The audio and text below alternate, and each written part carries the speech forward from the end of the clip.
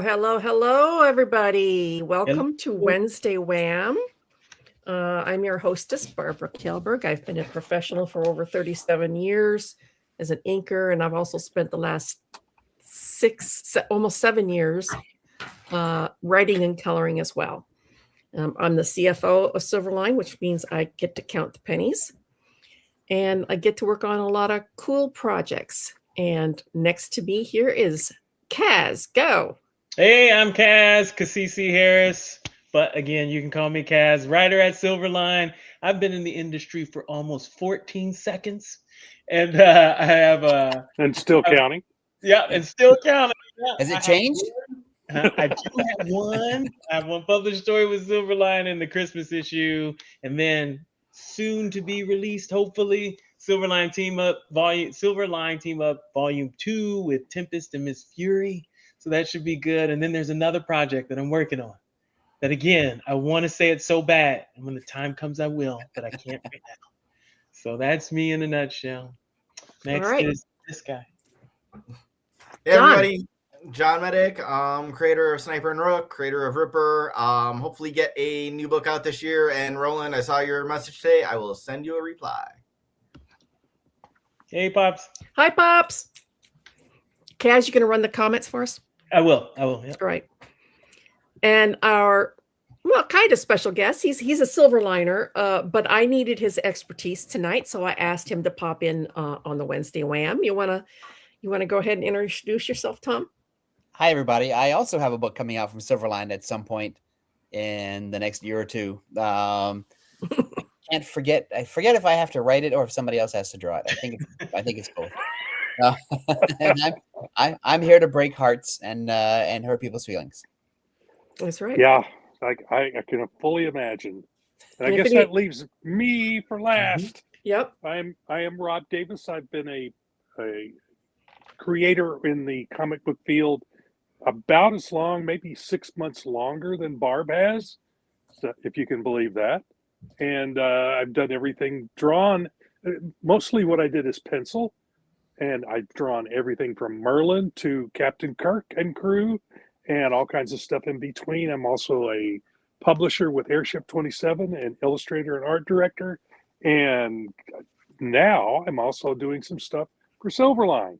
Like the last thing that has seen publication, you'll see right there, Twilight Grim with R.A. Jones. Okay. For those of you who don't know, we still have a crowdfunder going on, and I'm going to show it here. We have 4 days left on our crowdfunder for Cray. Please take a moment to visit the website and take a look at what we have to offer. It's a lot of fun. And the one big thing that we like to tell everybody is that these books are already done. Mm-hmm. The storyline for Cray is fantastic. Go read the write-up on it on that page. All the books that we produce at Silverline are finished before we ever go to a crowdfunder. The only thing that's left to do is to write up the thank you pages and send it to print. So this is a guarantee. Basically, it's like placing an order with your retailer. You're going to get it. It's already done. The printer is right next door to where Roland lives. So yeah, just down the street. Yep, that's right. In fact, you'll probably get it sooner than if you would place an order with a retailer, because the retailer has to order 3 months out. Yes. Yeah, and you'll get this within couple of weeks, 2 weeks, 3 weeks. Yep. All up to the USPS at that point. Yep. So please feel free to go over and visit. There's a lot of good stuff. And another good thing is that on these crowdfunders, you can order any issue that Silverline has produced. So say, for instance, if you wanted to get all the back issues of I don't know, Divinity, maybe, which is my book, you can get those as well. So please feel free to go take a look. And if you can't buy, at least share. Like and share, please. Like and share the links. That's right. That helps a lot. You can subscribe. All right. For us, yeah. Down below if you're on YouTube. One of the reasons that I asked Mason to sit in on tonight's panel was because most of the people on this crew here, we are on the creator end of things. We're the writers and the artists. Very few of us have ever seen the flip side of the backside of it, the production. Tom, I don't know if everybody here watching realizes this, but he was a part of Malibu Comics back in the day, and they were my first jobs was at Malibu. And Rob's were your first too, or you were close to your first? Close to the first. I worked for Now Comics for a while. Right. I worked for them for a little while and finally didn't get paid. So I looked for other work and actually got lucky and hooked up with you and the other guys at Malibu, and you edited me for a long time. Yeah, until I got moved over to several management. years. Yeah, and then we're in contact, but I had a different editor at that point. Right. But Malibu that's where I consider that I became a true professional. Because Same. The level of my work had reached that point. I learned some of the ropes at Now, but by the time I got to working at Malibu, where it was actually Eternity, one of the subsidiaries, then I actually got to professional level and kept progressing. I started still at progressing. Eternity. I started at Eternity, worked my way up to Adventure Comics, and then went into the Ultraverse. The Ultraverse. Yes. Yeah, because that's So I the thing worked too, is that making, in those days or in any days really, if you can deliver a comic every 28 days, you'll just get better and better each time you do it. Yes. Yeah. And so because you put in your 10,000 hours, and then all of a sudden it's like, oh, I know what to do. Boom. You're there. Yeah. My big selling point was that I never missed the deadline. So even I probably Same wasn't here. the best inker in the world, Yeah. but I always made my deadlines. So. I don't know. I still maintain that you're Jeff Johnson's best inker, and I still maintain that you make his work pop in the way that other people have not. So. We mesh. We click. Yes. Yes. And he thinks that too. And because I look at his, if he's listening, I'm sorry. I see the stuff that he posts on Facebook or Instagram or whatever now. And it's like, man, I wish Barb would do that. I wish Barb would ink that. So Well, he did do my most popular Divinity cover. He penciled and I inked and colored it. yes, And it has proven to be the most popular cover that everybody wants. it's good to see you again, because he has that real eye for things. And then you have that, I don't know what you'd call it, the inker's eye, I guess, where when you lay on the ink, it just pops. And I really, that's what I want as an editor. What she's doing. Yes. I try. That's All the right. thing too, because I don't want to be the guy who's over your shoulder going, no. A little more there. It's like, no, give it to Barb, give it to Rob. You guys do it. Be professional. That's You it. have to nudge us every once in a while. No, we need a little more of this, or we Right. need a little more of that. But other than that, yeah, you don't have us by the nose dragging us No, through. I don't want that. No, I don't want anything. Well, tonight we are going to tackle a kind of a difficult subject. We are going to try to predict publishing trends for 2026. Now, this is a really nice analogy for this. Every year, the CDC tries to predict the 3 predominant strains of flu, and they put the vaccine for those 3 strains of flu into the flu shot. Well, now there's like 5,000 strains of flu, and they sit there and they try to predict what 3 are going to emerge this year, and they roll the dice and bet on those 3. Right? That's kind of like what it's going to be trying to predict publishing trends in 2020. Yeah, they missed the mark a little bit this year. And I was going to say, no lives hang in the balance of this choice. Right. Well, Yeah, I don't know. I don't get a bad stomach ache if I. There's some incomes that probably hang in the balance. But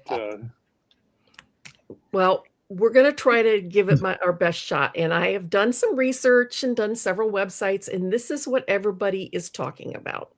So we're going to start. with the first prediction, AI use from idea to production. And for those who can't read the small print underneath, it says AI will be used for co-creating content, assistant editing, generating summaries, recommendations, translations, advertising, and analysis of everything from audience behavioral trends to sales. AI-powered design tools are creating accessible, inclusive layouts that adapt to different devices and reader needs. For publishers, this means reduced production time, lower costs, improved reach without compromising equality or creativity. Ethical IA practices will remain a key consideration in 2026. I don't think ethical considerations will matter. I think that's just smoke. I think people, I mean, they can say that, but people are going to use that stuff sort of willy-nilly and not really care. We've seen these patterns before. If it's not been AI, it's been something else that's technological. I mean, I remember back in the day, and I'm on the writer side, not the artist side, but I remember the upheaval about, oh my God, computer coloring. That's not really a talent. That's not really art. They're using a computer and they're using a mouse. And so they were vilified, but now it's normal and it's okay. Yeah. And I remember, with Artist Alley. Oh, now it's all this AI art. We can't have all this AI art out there. But 15 years ago, it was like we have all these people who've never published a book before, have never worked on a comic, and they're hawking their prints of characters that they've never touched before, and now they're all okay because now it's something else new to hate. So it's kind of like the Cylon said, this has all happened before, it'll all happen again. There's no stopping the AI. I think Tom was absolutely right on that one. And kind of like how a lot of the big two have gone to sourcing artists from outside the United States for price. There are some fantastic artists worldwide due to standards of living and prices, necessary in, cost of living. They've outsourced a lot of stuff outside the United States. If they could save a buck, they will, and corporations will continue to do that trend. And I think, technology has always, I hesitate to use the word cheat, but technology has always been used to cheat.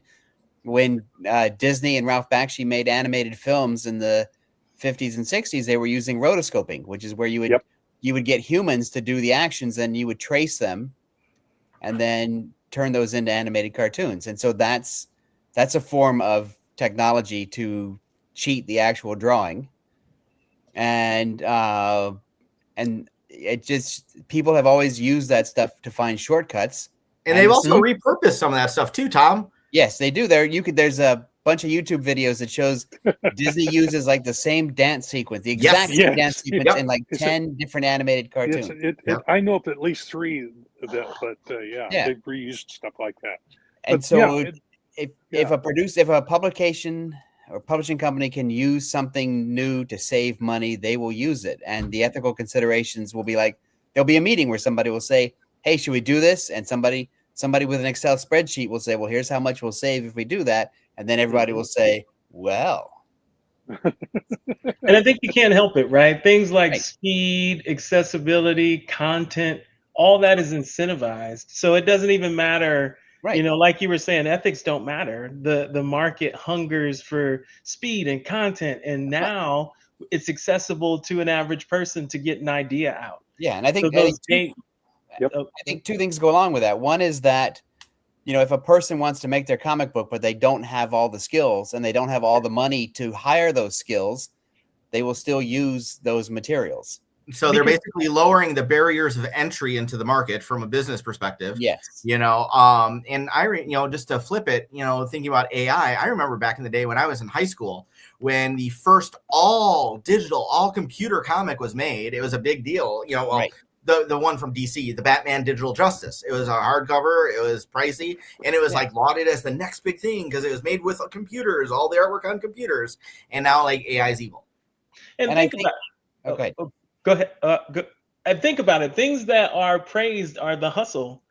So no one cares about being an artisan anymore. It's did you take advantage of the tools that you have to do the thing? Right. Because it's not about how well you can do it anymore. It's did you do it fast enough using the things that you can do it with? So the Well- quality might suck, but the I- speed, yeah. I I think like there's an the- added point. Sorry, I think like there's- the idea of AI being used for translations, advertising, and analysis, and predicting audience behavioral trends. I think that sounds very cool. Yeah. Yes, But the translations, isn't that taking away jobs away from the language translators out there? right. Who might want to give it there because you hire certain translators because you want that personal touch, Yep. and so So that's the localization doesn't always work. It's not like, and I'm just being facetious, and I could argue any side of anything. So when people are like, oh, well, it could be used for this, but not that, it's like, but okay, so you're not, you're an artist, you don't want to lose your job, but the writers and translators could lose theirs. I'm not saying you guys as artists, I'm just saying I hate people. It's kind of what I'm saying, and everybody's only looking out for themselves. You're an And equal be opportunity. honest about it. it's like that old Yeah. joke. We know you're a prostitute. We're just arguing about price. And so, World's oldest profession. but I think the key for me is that no matter how we argue these things, the audience for the material does not care how it's made. That's No. true. They only care if they were entertained. They don't know how it's made. Right. Most The of audience them. doesn't They care if don't Disney care. reuses stuff, and the audience doesn't care if it was AI. The audience just cares, did I get my money's worth? Is this a good experience? Did I enjoy myself? Do I want the next issue? And I think that's where publishers are not going to care, and that's where eventually the world won't care because it's And if going to the be about product's the good end user's enough, experience. They don't even need to know what was put into the soup to making the book. Right. Yeah. Right. I think I'm probably the only one here who actually worked in a publishing building where we actually took pieces of acetate and put, as we called it, stripping in artwork and text in order to make a book. You can do all that now. There was, I'm trying to remember, 7 or 8 people that worked in the pre-press area in this place. Now one person could do it all with a keyboard, a monitor, and a small Right. computer. That's right. So But do- yeah, that's and where do we you- are, and that's what AI is going to do. Yes. Is it's going to make it easier for, it's going to, as somebody said earlier, it opens the door for a lot more people to get into this, and I think that's good and bad, in that there are plenty of people out there with creative minds who can prompt this AI to do some wonderful stuff. And there's other people that they don't have a creative mind, but they're going to try and do this, and it's not going to be as good. So But I think it's just a tool, just like a computer is a tool for an artist now, instead of just brushes and paints. So I think And that's then- where we are. It's going to be a tool. And the real problem is where, if 500,000 people are making comics, where are these comics going to get bought and sold? Where are you? Are you building a rocket? Yeah. All right. Take When the sheet there next from Something you guys might not have publishing. seen, since you were talking about the production, I've got plates Yeah. for my Yeah, book. I worked on the stuff that made that plate. So Yeah, made those kind of plates. stuff they don't even It's do on anymore. it's aluminum, Those isn't it? days. An aluminum plate. the next thing that they're predicting is readers want to. I think readers now, they want more and more and more out of their entertainment. They've got a shorter attention span. They want more bang for their buck, and they want to be Yeah. more Thank you, immersive. MTV. The Audio Publishers Association reported that as of 2025, more than half of Americans 18 and older have listened to an audiobook. I listen to them all day long while I'm doing my artwork. Predicted 2026 growth, audio will surpass 10% of the U.S. book revenue, solidifying its place as a primary format. Augmented reality and virtual reality will continue to expand, as well as podcasts and voice interactive storytelling. Ebooks and digital content will be interactive with multimedia elements such as audio narration, augmented visuals, and gamified annotations. Thoughts? That is really cool, and it's kind of I'm trying to remember the company. The company that was down, and I'm not being funny because I know that like Silverline's out in Florida. The company that was down in Florida, Jeff Johnson was there. You guys were talking about Jeff a little bit ago and his great art. CrossGen. CrossGen, thank you. CrossGen actually put out a series of DVDs of some of their issues that were done in this format where it came alive. Definitely a product before its time. That was 20 plus years ago. I've got some. I've never even opened the shrink wrap. I was like, ooh, collector's item. This is cool. But yeah, I definitely think that there is room for this. That was definitely something they were doing well before its time. I think one of the problems is, in my humble opinion, we've gone down from 24 pages to 22 pages to 20 pages, industry standard. I read fast. I could read a book in 3 to 5 minutes and enjoy it all the way through. And for $5, $7 a pop, it's not worth it. The cost benefit analysis is just not worth it with everything else that has to fight for our dollars these days. I think that that's definitely a danger area for the industry. Well, and I think the thing about publishers and publishing in general is that all these things, they have all these tools. Oh, we can do an audiobook. Oh, we can put comics on the, we can put comics on the web, or we can put these interactive comics where you press buttons on your tablet and you hear a voice, whatever. And publishers will just go, I got to follow this. I got to do this. And they'll do all these things, but the audience may not respond to all of them. Some of them will filter out, and it'll be like, because we've all seen technology that was like a cool idea that just never went anywhere. Just because we can, does that mean we should? Right. I mean, we're not all riding segways now. and so like Mall Cop. And so I think some of this stuff sounds cool and fascinating, but also sounds like tech bros telling us the future and how we're going to be able to do everything with a comic book. I want my flying car. Right. And I don't buy, I mean, sure, maybe we will be able to do all of this, but I don't buy that I'm going to have a book that does 6 different things. That would be too many for me. Yeah. Well, because also I'm outside of the cool generation. Well, yeah. And it seems like the younger the generation, the shorter the attention span, the bigger the grab, I suppose you could call it. It's a dopamine kick. I mean, they need that fast dopamine kick and then move on to the next one. I think you will see fewer books as fat as Game of Thrones or Harry Potter, because the attention span isn't there anymore. So you'll get occasionally one of those huge books will break through, but the rest of the world doesn't have time for 1,000 books that are 500 pages each.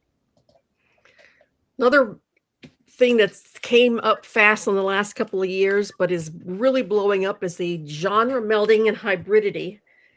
Genre crossing novels mixes elements from 2 or more genres, creating fresh, unexpected stories like mystery with fantasy or more romance with sci-fi. Some of the most popular ones right now are romanticies. Yes, those are on Webtoon. Those are incredibly popular. Yes, science fantasy, which mixes science fiction and fantasy elements. Historical fantasy, horror, sci-fi, thriller, mysteries, etc. Now, I have to put my 2 cents in here, in that the historical fantasy, there is a series out there that I absolutely love.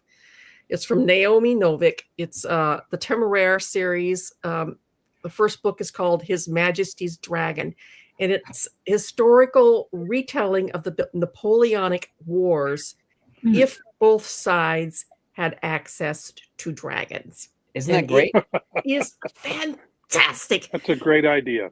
It is fantastic. I mean, she did her research on history too. I mean, they really follow the historical aspect, but they just throw dragons in. But I think that kind of genre blending, I mean, correct me if I'm wrong about this, I think that has always existed. Yeah. It has, but it has really exploded lately. Right. Because when I go out to pitch things, you're always asked, well, what is this like? And it's like, well, it's this plus this. And that's what you see in TV now. That's what you see in movies. That's what you see. It used to just be, well, this is a Western or this is a science fiction movie. But now it's like, no, this is like a romantic science fiction movie. Or no, this is like Game of Thrones, but it's also like a Hallmark movie. Yeah. Well, as I like to say about Divinity, it's a cross between The Fugitive and Supernatural. Right. That's 2 different genres. Two different things. And so I think that's where, I mean, I think it's always existed. Reese's peanut butter cups. Yeah, that's right. Or a golden dildo. Yeah, and I think that's right. And so I think it's just become hyped into the point where the media and the mass public have noticed it. But I think we've always known it. We've Yeah, always known it, but it has exploded, I think, because people are burnt out on the same old, same old. Right. When back in the day when I was a kid, and comics were being written across the board really well, in my humble opinion, like 70s, 80s. I mean, that stuff was story heavy back then. Spider-Man, given the year or given the month, could fall into any of those categories because it was written well, and there wasn't necessarily a tag that had to be put on it. I think part of the problem we're running into now is tagging everything. Everything has to be given a box or a designation, hashtag romantasy, as opposed to a really effing good story. That happens that's because the audience has no attention span, and there's way too much stuff. Huh? I wasn't paying attention. What? Yeah, the attention span is too small. Yeah, and it's in order to find anything, you got to have a what is it, SEO, search engine or optimization, or the hashtag. Yeah. So you've got to figure out, well, what kind of tag can I put on this that people can find it? So what are they looking for, and how can I get my whatever I'm creating to fall into that category so they'll find it? So, David said you love the soap opera of it, I think. Yeah, and I think that's why the Spider-Man stuff works well, because even though he's trying to stop Electro from robbing a pie shop, Peter Parker still has romance problems, and those romance problems. X-Men? I mean, like some of the best stories were, character. That's what Marvel did best. It took it melded the soap opera aspect with the superhero aspect and created something new that was interesting to people. I mean, they wouldn't they just hit at the right time. No, they were lightning in a bottle. I mean, we talked about labels. I mean, labels make it easier to predict sales, though, right? The more you can understand the population of a label, the more you can go, okay, well, this is the potential sale of it. So I think we're always gonna. I mean, they may change, meld, but you're always gonna have that kind of label. We may go into an era where it goes back into like uniform. It's only Western, right? And not to be the contrarian, but I'm so good at it. Back in the day, if it was hashtag, romantasy, I'd be like, shit, I don't want to read no romance. And I could have missed out on some damn good comics because there was a heavy romance flare in whatever comic, But that's the drawback. That's the drawback it might to label it like away because of everything is cyclical. It's all happened before and it all happened again. Yep. Yes. This is just renaming stuff that already had a name. Yeah. We've already seen this, but it's going to continue ramping up the digital and format evolution, the vertical revolution, and direct-to-consumer. Following the success of Webtoon and Tapas, publishers are expected to push deeper into vertical scrolling digital comics. Yes. The major trend is creators bypassing aggregators to host their own vertical content, mimicking a direct-to-creator model.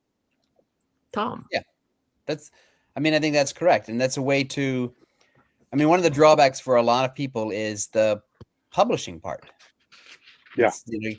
It's it paying costs for the money. Yeah. It's paying for the printing. It's trying to sell the copies. It's going to cons. It's trying to get stuff out in mail order, whatever. And that's a huge expense that even AI can't do all that for you. Right. And so I think by posting it on the web and trying to build an audience, because Webtoon has a thing where, and I think David Ace Gutierrez can jump in and correct me on this. They have a thing where you're sort of a side quest of Webtoon, where you're not really part of Webtoon, but you're hosted by them, where creators can post their stuff and they'll get paid based on whether or not people stay with it. And so then all you have to do is promote it and try to build your audience. And I think that's as good a shot as any.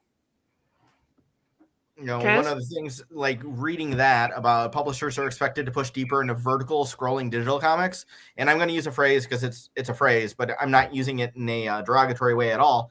I mean that feeds right into doom scrolling. I mean, we'll just scroll, and I don't mean it in a bad way. I mean, I'm I talking do about so much of that. that's me at night. It's like, oh, I could learn about this, and if my family hears me talk about 3-Eye Atlas one more time, they're probably going to kill me, for God's sake. But it's like, oh, look at this, look at this, look at this. So now they're getting into the psyche of how people read, and it's addictive. And if they want repeat customers, repeat readers to then profit off of, you feed into that addiction or that habit. The oh shucks, what's the phrase I'm looking for? Like when you're not even thinking about it, muscle memory of sorts. Yeah. So I could definitely see this being big for you. The trick is creating material for that format. Like where the format fails is with Marvel and DC just try to repurpose their printed comics into the scrolling format. That doesn't work as well.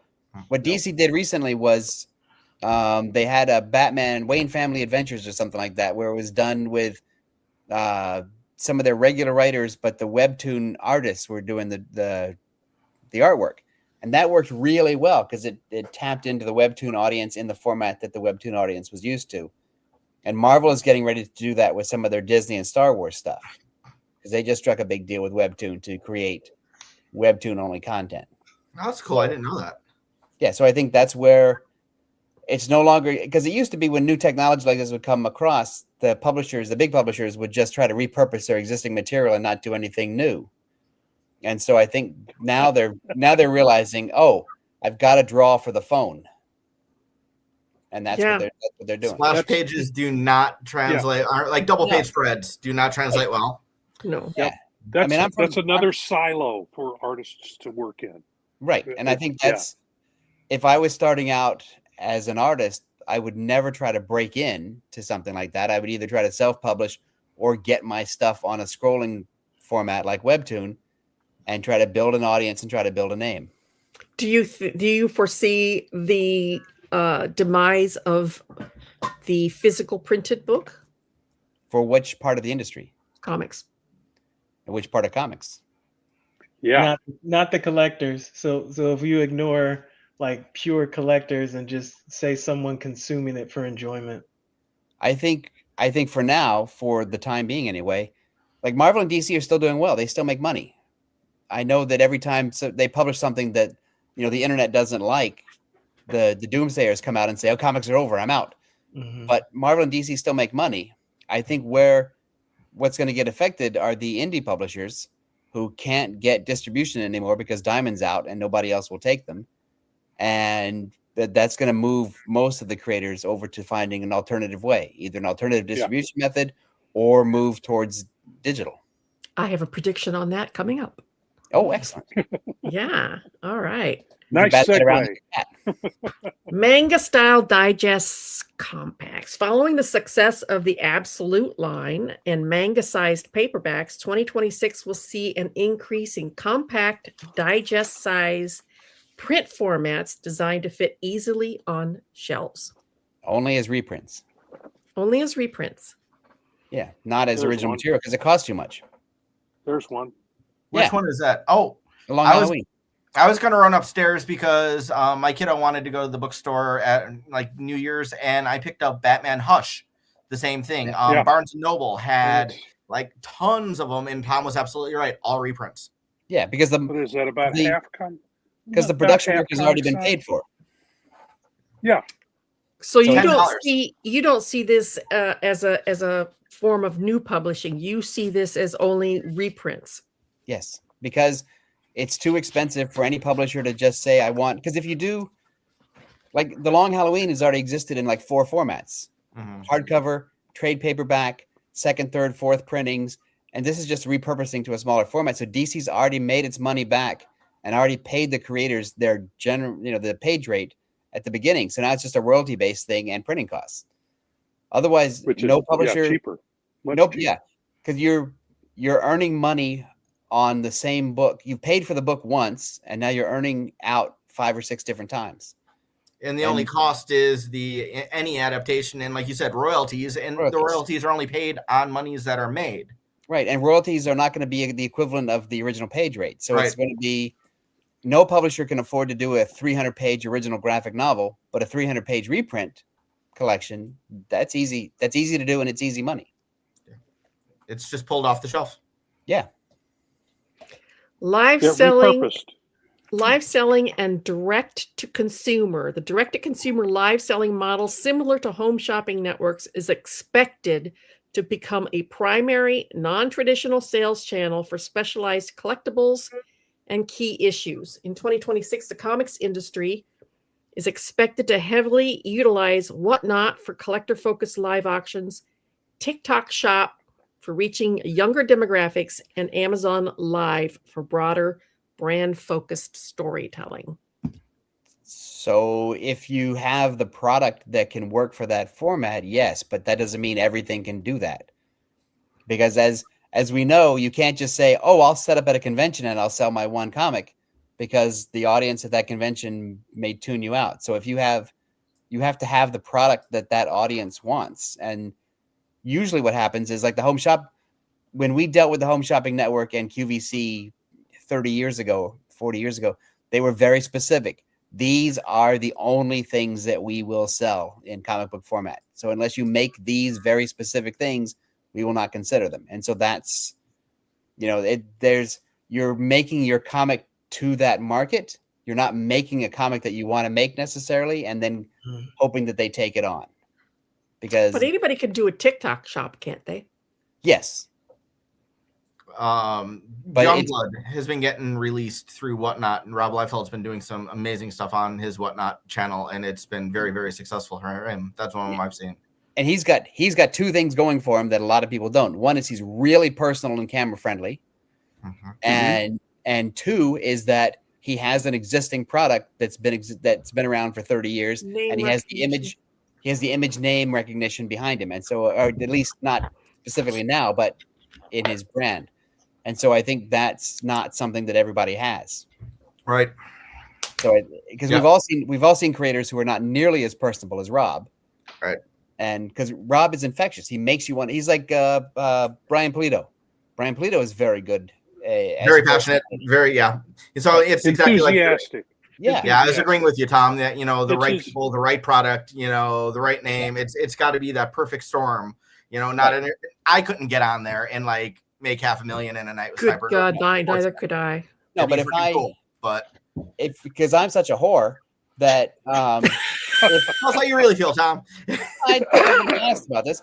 If I had a connection to the people at Whatnot or the Home Shopping Network or QVC or whatever, and we had a meeting and they said these are the three things that we would want, I would go back home and I would try to figure out, could I make one of those three things? Design around it. Because I want to get, without debasing myself in some horrible way by just making some, terrible thing, but could I still make something that I would like, that they would want? And because I know I have a potential buyer. And as a freelancer, your business. That's like an RFP. They basically giving you the outline. If you want to propose a product, here's what you have to do. And that's not whoring yourself out. That's basic business 101. Yeah. As an inker of 37 years, I didn't get a choice of how the story went on the books that I inked. I was hired to do a job. I did the job. Yep. So what if this gal with the banana was doing that? It doesn't. And that's a true one. I was getting paid to ink it, so I inked the banana and the gal. I inked the banana. It should be your autobiography. There's a meme if I've ever heard one. It isn't. I wish we had a bulletin board right now. We could just put that up. Yes. So, do you think that Whatnot or the TikTok shop could be good for comics? Could be good for certain comics. Yeah.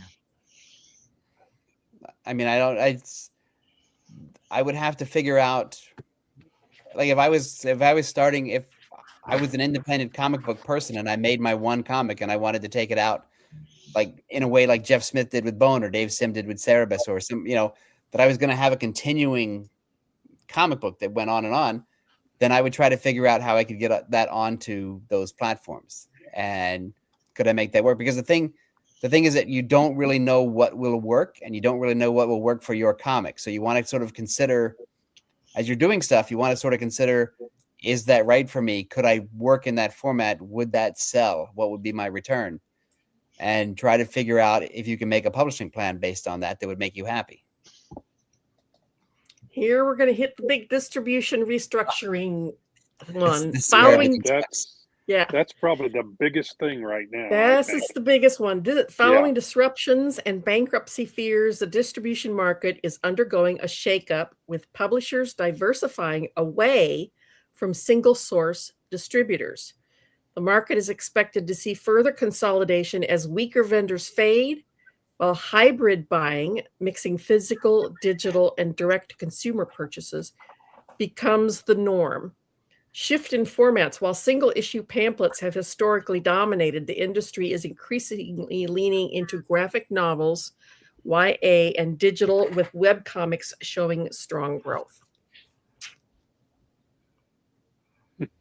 Well, so I mean, that's true of Marvel and DC. That's true of Dark Horse. That's not true of most indie comics, because most indie comics can't just jump right into a graphic novel format. And a lot of the industry, I mean, the industry used to be simpler because Diamond existed. And if you were an independent publisher, you could just make your deal with Diamond and you'd be in the catalog. With Diamond Yes, but it took a long time for Silverline to get into Diamond's catalog because they weren't interested in us. We were too small. So a lot of indies were just ignored. Yes. But Tom, you were talking more back in the day, the 80s. Yeah, 90s. back in the day. And now what you're seeing is it's even harder because Diamond was an option, and now Diamond's not an option. And what's happened is that Lunar and Universal have basically set up a new guardrail system where you have to be even bigger than what Diamond wanted in order to be carried by them. And so you can't just get into Lunar because you want to. You can't just get into Universal because you want to. You now have to the key to entry is now much higher at Lunar and Universal than it ever was at Diamond. I was going to say they're gatekeeping the industry.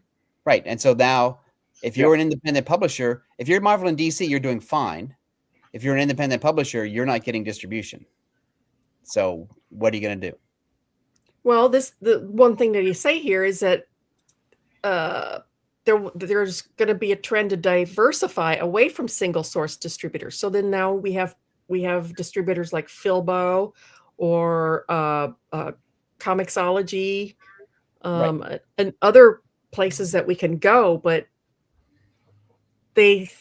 what this is saying is that the prediction is that all of these people who jumped into the gap after a Diamond folded, some of those will eventually fall by the wayside, and we'll get 2 or 3 or 4 maybe major distributors. Survival of the fittest. Yeah, but what we saw, and I know this is old man talking, but what we saw in the 80s when there were regional distributors, when Diamond was a regional distributor and Capital City was a regional distributor, and you had places like Glenwood and Second Genesis and Friendly Franks, and that was my local. And you had those people. But what happened is that when the industry contracted, those people went out of business. A lot of them did, or consolidated, and they ended up owing publishers money. And some of those publishers had to go out of business because they couldn't, they lost the money. Or stiff their creators. And that's so it's fun to say, oh well, we'll have a lot of distributors rise up, and then there'll be a shakedown, and then those who survive will be great again, but that will leave the publishers and the freelancers sort of stranded when they consolidate and get squeezed. So Capital City used to be the local Capital City distribution. We're here in Madison. Great group of guys. So yeah, all that's great. It's not good for publishers and it's not good for creators. So what is your prediction then?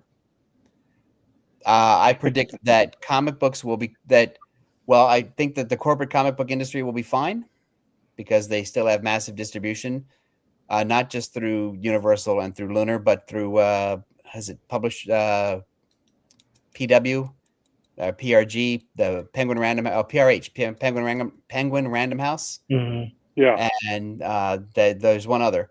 They'll be fine because they'll be everywhere. And I think the smaller independent publishers will sort of, that middle field will get squeezed out, and you will end up with sort of the haves and the have-nots. There'll be a very small group of indie publishers that are basically just like, for example, just me and John and Rob on a Zoom call every week trying to make one comic, and then there'll be Marvel and DC, and that'll be the industry. Yeah, I think you're right. I think you're absolutely right. That's the middle class is getting squeezed out. Right. And nobody, there isn't, you can have a lot of wishful thinking, but there isn't anybody coming in to save us. No, it'd have to be somebody with deep pockets, and no one really. with deep pockets is interested And even in with doing deep that pockets, at this time. You guys brought up, because I was blanking on the name earlier with CrossGen. CrossGen started with very deep pockets. They were able to do some great stuff, and they put out product that people loved, and it was very well received. And that couldn't even weather the storm. Right.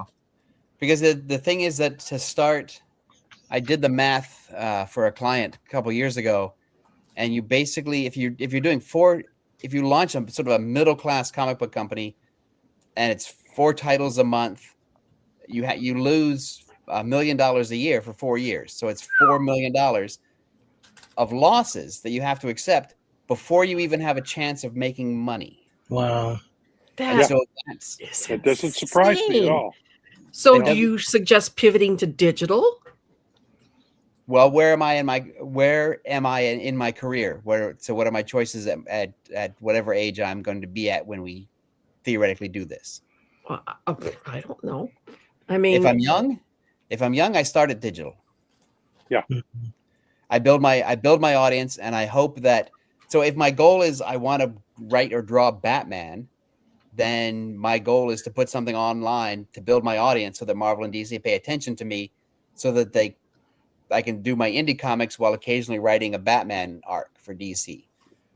Or if I just want to do indie stuff, like Jeff Smith or Raina Telgemeier or the guy that does Amulet, then I'm gonna try to figure out a way to put my stuff online and build my audience so that I can make a publishing deal for my collected works. But one thing I'm not going to do is I'm not going to try to launch some sort of massive middle class comic book company. And I'm not going to try to break in. Like I don't want to break in at Dark Horse because they don't let people break in. I'm not going to try to break in at IDW because I don't want to draw Star Trek comics. So So where does crowdfunding fall into this? Well, so I was on another Silverline show. We had Jimmy Palmiotti as a guest, and he was talking about how crowdfunding has basically ruined itself. Really?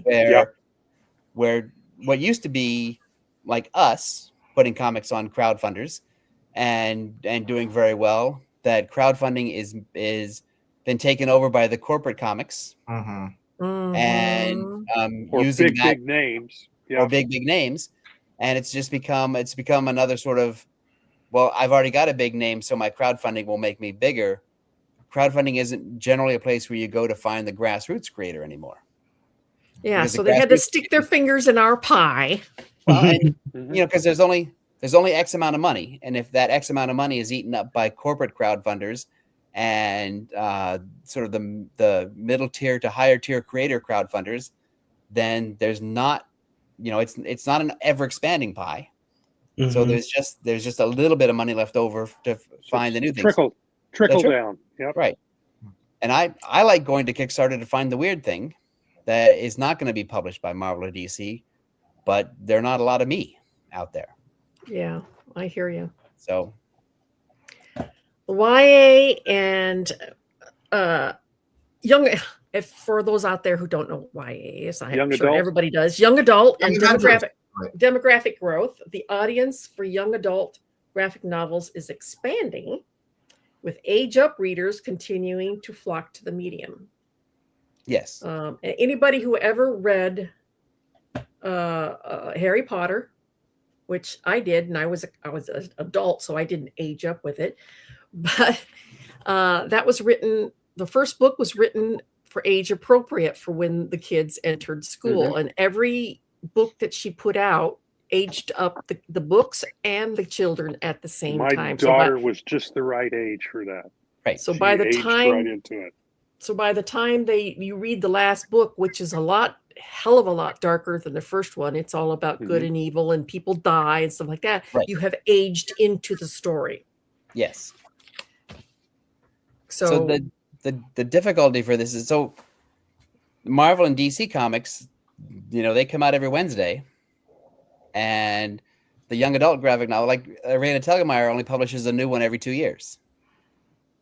And so you're not going to go into the comic book store or the bookstore every Wednesday looking for the new Raina Telgemeier book. And that's so the kids who come up and read the YA graphic novels, whatever, they're not the absorbent reader that general comic book fans are. They treat it more like a casual bookstore experience where they just go, I'm at the bookstore, let's get some comics in the Scholastic book form and go. Where But we know people who run to the store every Wednesday. every 2 months. My So- comic book guy Right, puts so- everything back underneath the counter for me, and then I wander in whenever I remember to. Yeah, I wonder if that's going to change because we've got because of the distribution changes, because of all these other changes. I wonder if that every Wednesday is going to change to something different, and it's going to be more like a bookstore. Right. I just wonder if that maybe is where it's all headed. I mean, how do you feel about that, Tom? You see it going that way, or do you see it staying? I want to hear from John and Cassisi because I haven't heard. This is a hard one for me. Yeah. I'm trying to, because I think, aging with the story has kind of morphed now. I'm trying to think today, Harry Potter, not even Lord of the Rings, Harry Potter. I think of anime as the thing that people age up with now, but I think my generation is different. I don't know what young folks today, I don't know stories that they would, I feel like their attention span is too short, but I know that's not true. Because when I think of the cartoons that people follow and then what they desire for content now is an aged up version of what they watch. So I don't know. I don't have an opinion on this. Well, I think With this, sorry, Tom. No, go ahead. With this, I think one of the things that I've seen and heard a lot about recently ties in with more media, exposure. Heated Rivalry is one of them that's like getting all kinds of, press and everything, because now it's a Netflix show, but it's also a series of books, and so now the kids are getting into the books and getting hooked on the books, and then going through it, and then can't wait for the next one that's coming out. So I definitely see some of this.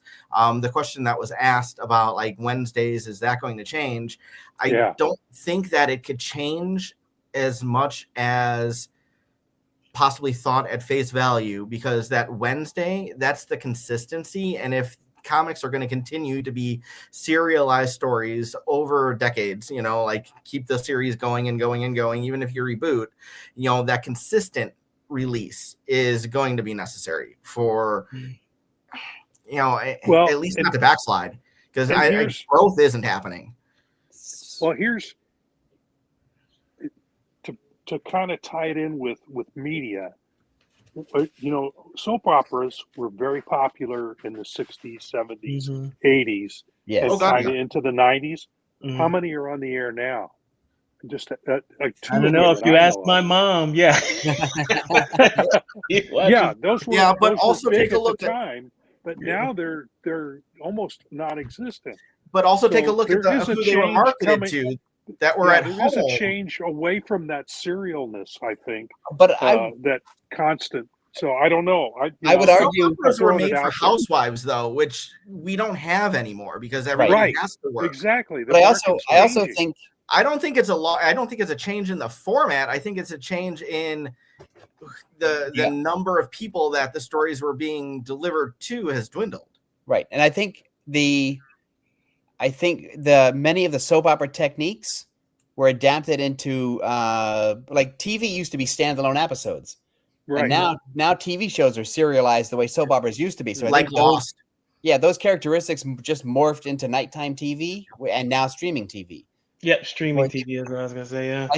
I think it's a mistake really to assume that the kids today have no attention span. I think they have two different attention spans. There's the attention span where they're bored and they're just scrolling and it seems like they're not paying attention to anything. But I also know tons of kids, and my kids especially, who are just like that. However, when they found something they really liked, they Yeah. had all the attention. They obsess Yep. over it. Yeah. And Yes, that's sir. the same thing with Heated Rivalry. Those people who love that show may have just flipped through the TV and just doom scrolled their shows without ever paying attention. But once they found the thing they liked, they were into that. Like same That's with where the Outlander. algorithm on Right. Netflix and Amazon Yeah, and elsewhere helps target right. those folks. They you- start you- seeing what you're interested in, and they start feeding you similar things. And so So, you find the thing that the audience will respond to, and they will have the attention span. And then Yeah. Then it's a matter of producing at the rate that the consumer wants now. right, which is and without probably screwing it up. Yeah. Which is why we need AI. exactly. No, that's the truth. John They can brings it produce back. at a rate that would feed a consumer. Yeah. All comes together like a great big puzzle. Yeah. I'm trying to get through the last 2 pages quickly here. All right. This one Yeah, 'cause doesn't we're need a running whole out of lot time, of yeah. comment, but they're predicting that high-end bookish products will be popular. Mhm. And it's obviously this is aimed at the collector's market. Yeah. Yes, and the money people with money market. Yeah, the money market, stuff like that. Special editions, bookish artwork, and pre-order incentives. Yeah, So that's yep. You That see that- subsidizes the rest. Yeah, you Yep. see that with the giant art books that Scott Dunbier does, where Those are Yeah. beautiful. right. I mean, That's the blockbuster movie of comics. right. Yeah. That's you're not going to buy those every week. You're going to find the artist or the creator of the book that you really love, and that's going to be your thing. You might have 2 of them before you die, and you're not Mhm. going to have all 20. all right. Last one. Hollywood Pipeline. And this is despite a challenging streaming landscape, indie publishers like Ignition Press will continue to push new creator-owned IPs that are designed for quick adaptation into film streaming media. There's no money in that for creators. Here's how it breaks down. Is that you'll get your comic book optioned, and the option fee is usually like $3,500, $4,000 or something like that. And then if it gets made, it's a 5-year process from the time they optioned it until the time it might air before it actually gets made. So Mhm. and during that time, you're not making any money. You've made your $4,000 in the option fee. You don't get any money until it gets made again. And I think it's an then, ego thing. then it has to be really successful. Yeah, Mhm. but for me, it's money. Yeah, I Like, know. If you're gonna take my comic and pretend it's gonna be a TV show, I want that $9,000 check for every episode that you make, Mm. and I want that because if you make 70 episodes of a show, I'm making 600 and some odd $1,000 just by licensing you my comic for the show. So that kind of money is not only is that FU money to a certain class of people like myself, that's also money that is game changing for a creator. It's like, oh, I can now make more of my stuff and not have Yeah. to sweat. Yeah. Mhm. So Yep. it's foolish to make stuff for Hollywood and assume that they're going to come to your door and make your thing. Yeah, I agree. I completely agree. And I think a lot of people who do, or a lot of comic creators who do push in that direction, it's purely an ego thing. Oh, I got my stuff onto TV. They want it. Yeah. They want the name recognition. So it's not so much for the love of comics as it And is for how the name good an recognition. adaptation is it? That's always kind of what scared me. It's like I've seen so many bad adaptations. It's like Sniper Oh, I Rock, don't I think care. would be a great TV show. It'd be a great streaming series. But if they shit on it and made it horrible, I'd rather just not even have it exist. Oh no, I want the $670,000. I don't care if it's bad. Yeah. Who was it, Chandler or somebody that Elmore they Leonard. asked? His book got transferred into a really bad movie, and they asked him, "Well, does that bother you?" And he goes, "No, the book is still out there." And Yeah. I whistled all the way to the bank with the check. Yeah, no, I want the money. I don't care what Hollywood does because I can't control that. But I will take the Well, money. Tom, your number there, definitely. Like what you were saying about each episode, as opposed to like the $3,000 up front. Right. If it's $3,000 and I lose control and I don't get the weekly paycheck as a licensee, then no, I'll be sad that I got the $3,000. But if you're giving me $9,000 per episode and it runs for 70 episodes, then I'm really happy, even if you make a crappy show, because I know that at 70 episodes that's going to get rerun a lot, and I'm still going to make money. And if I get a wonderful thing, right, and if I get a producer credit, then I'm in the guild and I get royalties in addition to my $9,000. So that's I want all of that. If you're going to crap on my product, I want as much money from you as I can possibly get. Yeah. In other words, I can't fight you. I can't fight you. I can't force you to make my great thing into a great thing. So not to pay one and done. Give me money. Like I said earlier, I am a whore. Yeah, it's just whether you're a call girl or a street girl. Right. And with that money, I can high-end escort. Right. Yes. Like making the show of my product isn't important to me. Making more comics is important to me. Right. And if I have $670,000, I'm making some more comics. Yeah, you can do that. And so, and then when people come up to me and say, "Hey, that TV show of your comic sucked," it's like, well, my comic doesn't. Here's my comic. Mm-hmm. Well, I think we've pretty much covered all of the predictions that I was able to scrounge up in the matter of 2 days worth of. Whether any of these predictions come true or not depends on a hell of a lot of factors, including the economy, tariffs, what people whether somebody captures that lightning in a bottle. Right. Changing ideologies, changing interests. The next big thing that comes along, and then yours is poo-poo. I think what could really change independent comics is when the next big Turtles comes along. Yeah. Or the next big Bone, or the next big Cerebus. It's whatever that next thing, whatever that next lightning in a bottle, like Rob said, whatever that is, that will then become a thing that could push the industry forward. Yeah, it could propel it. Yeah, right. It could be the propeller. And others could just sort of ride along in the wake, like dolphins. And it helped propel me into the industry. I started working on black and white books during the black and white explosion, and it propelled me into doing bigger and bigger things. So David said the next big thing is hiring Tom as his manager. That's and that's what I was going to say is if you do have a Hollywood bite nibbling at your hook, get yourself a decent financial manager of some kind, because you're going to get screwed if you don't. That's right. Get yourself an agent and an entertainment lawyer. Get somebody right off on the bat. your side who knows what they're doing. Right. Yeah. So, You need an entertainment lawyer and an agent. Yeah. Because definitely. a friend of mine just signed a big Hollywood deal, and it's like, oh man, you really should have talked to me first, because all I see is a creator about to lose control of his creation without getting the money to compensate for it, and that's Yep. Well, and that happens a everyone- lot. Yep. Yeah. Okay. Sorry, Barb. No, that's all right. We've used up our time, and I want to thank Tom for coming on tonight, because otherwise we would have been done by about half. Sorry. I'm full of caffeine, so I just keep going.